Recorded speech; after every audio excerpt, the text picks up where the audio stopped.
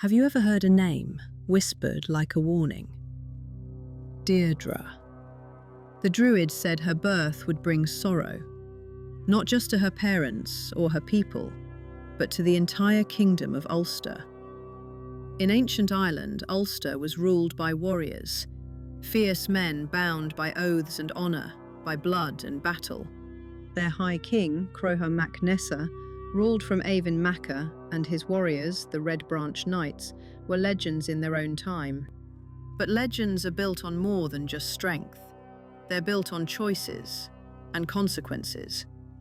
So when Deirdre was born and the seers warned that her beauty would one day bring ruin to Ulster, the king did not kill her. Instead, he took her. He placed her in the care of a wise woman and poetess named Lacham, far from court, far from any other eyes. The girl grew up in seclusion, sheltered, watched, and spoken of only in hushed tones. She knew little of the world, but the world would know her name. One winter day, Deirdre saw a raven on the snow, feeding on the blood of a calf. She said, "I want a man with skin like snow, hair like the raven's wing, and lips red as blood." And in Ulster, such a man lived. His name was Naoise, nephew of King Croagh, a noble warrior of the Red Branch, young, loyal, and full of life. When Deirdre met Naoise, it was not a soft beginning. It was a storm, swift and certain. They didn't ask for love, it claimed them. But love alone could not protect them, for Deirdre was promised to the king. To love Naoise was to defy a crown. So they fled Ulster together, Naoise, Deirdre, and his brothers Onle and Ardorn, sailing across the sea to Scotland to build a quiet life in exile. And for a while they had peace. They lived by the coast, in the shelter of mountains and mist. They hunted, sang, watched deerhounds grow old.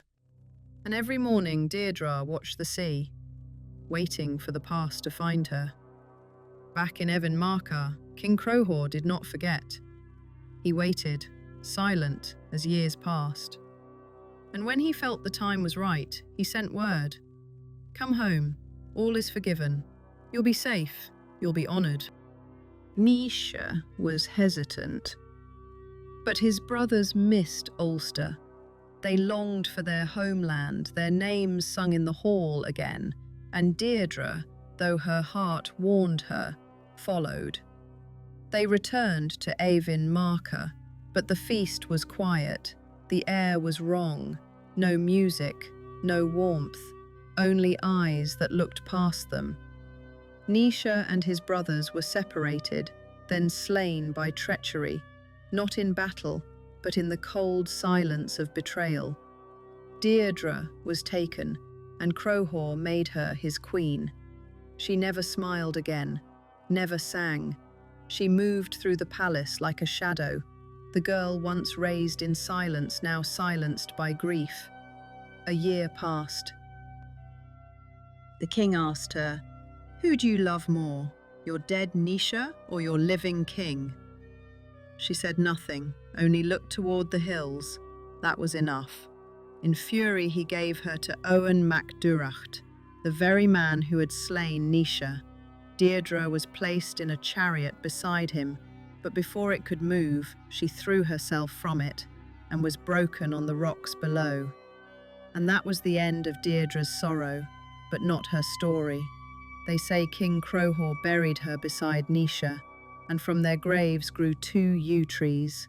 As the years passed, their branches reached for each other, twisting, curling, and finally intertwining, a symbol of enduring love, of reunion beyond death, of roots no king could sever. Deirdre of the sorrows, the girl too beautiful to live and too brave to be owned, but never forgotten.